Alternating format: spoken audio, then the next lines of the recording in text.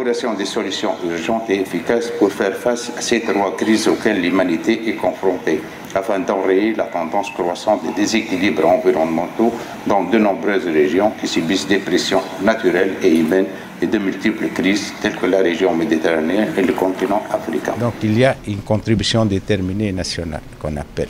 C'est un engagement de la Tunisie dans le cadre de l'accord de Paris. Donc on s'est engagé de réduire nos émissions de gaz à effet de serre de 45%.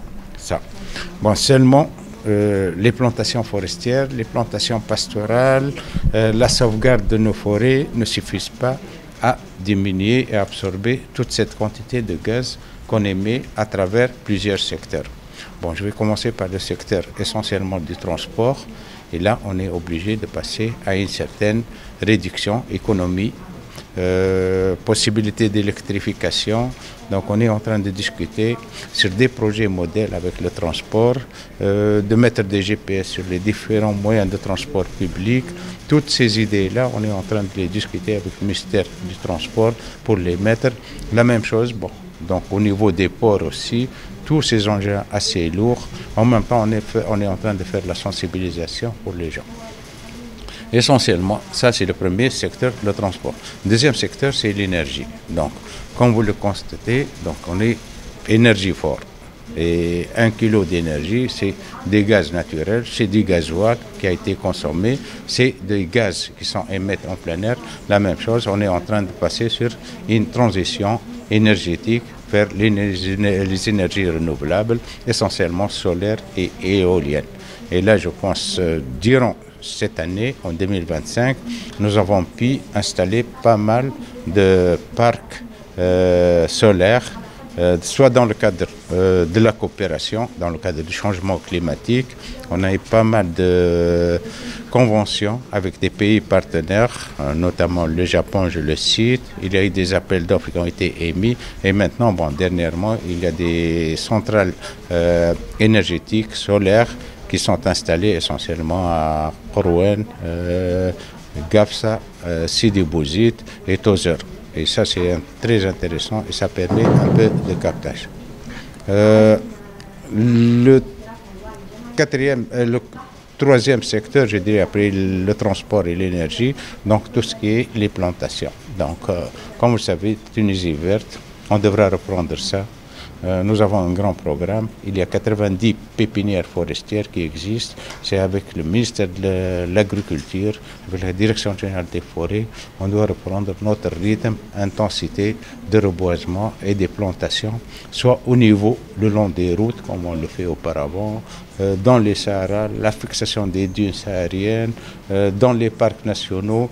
Donc on devra reprogrammer et remettre ces bonnes traditions en même temps. En même temps, le reboisement, ça ne doit pas l'affaire de l'État. Ce n'est pas l'affaire de l'État seulement, c'est le citoyen. Et moi, je rappelle qu'auparavant, dans les vieilles villes, on trouve pas mal d'arbres en pleine maison. Et donc, on devra le faire de nouveau. Donc, j'invite de nouveau à planter. Bon, on a des forêts littorales, essentiellement, c'est le rôle de la palme, des hôteliers. Pourquoi ne pas planter notre littoral, l'embellir, et ça nous permet de vivre bien dans notre Tunisie. Alors justement, il y a un autre point aussi que vous avez soulevé concernant les 60 îles qui peuvent être menacées justement. Quels sont les dispositifs pour mieux appréhender, on va dire pour prévenir justement et pour protéger aussi ces îles, ça d'une part, et d'un autre côté, puisqu'on parle tout à l'heure aussi, vous avez évoqué également la journée de la Méditerranée, comment ça va se passer, comment ça se déroule, ça sera où, et si vous pouvez nous en parler un peu plus. Bon, parmi les points, le programme du ministère de l'Environnement, c'est la protection et l'aménagement du littoral tunisien. Donc, il y a 2 études qui ont été menées. Il y a une première étude menée par le ministère de l'Environnement, c'est l'inventaire des îles tunisiennes. Et là, on peut déclaré qu'on a 60 îles tunisiennes. Bon, les îles de quelques mètres carrés jusqu'à quelques hectares. Bon, on connaît la plus grande, c'est Djerba et Qarqna, qui sont très connues. Les plus petites îles, donc, ce sont du côté de Rafraf, c'est un rocher en quelque sorte, où on a d'autres rochers dans les gouvernorats de Nabel. Donc, ce sont des petits rochers qui existent. Donc, si on fait le périmètre de ces îles, avec la côte de 1300, on est à 2600 km de côte. Ce qu'on constate actuellement, et le dernier phénomène, ça fait même pas un mois ou un mois et demi, à Kerkena, un palmier qui n'a jamais été atteint par le niveau de la mer, actuellement il est submergé par la mer. Donc vous voyez que le phénomène il est là. Il faut l'admettre et que nous avons une élévation du niveau de mer. Bon, nous en Tunisie on subit les conséquences.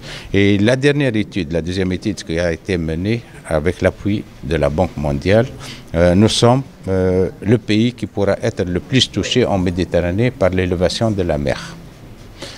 Il y a des risques que certaines îles, ça disparaît jusqu'à 20% de leur superficie et que ça va être inondé. Bon, la solution, bien sûr, la solution essentiellement, bon, au niveau international, on devra, là on parle de diplomatie, on doit informer les autres pays qu'on est en train de subir des choses qu'on n'est pas responsable. Sur le réchauffement climatique, sur les glaces qui sont en train de fondre. Donc tous ces phénomènes-là, ils sont à des milliers et des dizaines de milliers de kilomètres de chez nous, mais on est en train de subir ça. Donc cette élévation de la mer. Là, il faut le dire vraiment, dans certaines plages où il n'y a rien a été effectué, on constate que le niveau de mer, ça augmente. Bon, bien sûr, ça c'est au niveau international et ça, on parle de la diplomatie et on devra alerter pour ça. Et doit s'arrêter. Et là, la Tunisie, avec ses pays partenaires et amis, on est en train de défendre cette cause. En même temps... Est-ce qu'il y a eu des pourparlers justement avec ces pays bon, la semaine prochaine, bon, il y a la grande conférence onusienne oui. En France, à Nice exactement. On aura une journée internationale de la Méditerranée qui va discuter tous ces points-là sur ce qui se passe en Méditerranée. En même temps, il y aura une nouvelle alliance qu'on va l'annoncer concernant l'alliance sur l'élévation des niveaux de mer. Merci. Avec les pays méditerranéens. Avec les pays méditerranéens. En quoi consiste cette alliance? Bon, essentiellement, ce sont des échanges primo sur les aspects techniques, comment confronter ce phénomène essentiellement. Et bien sûr, il y a les mobilisations des fonds et bien sûr les échanges des techniques, comment on va intervenir et bien sûr mettre en relation les différents départements ensemble. Bon. Et au fur et à mesure, cette alliance, bon, elle va avancer comme l'alliance qui se passe sur la faune sauvage, sur les forêts. Ce sont des alliances qui ont été faites.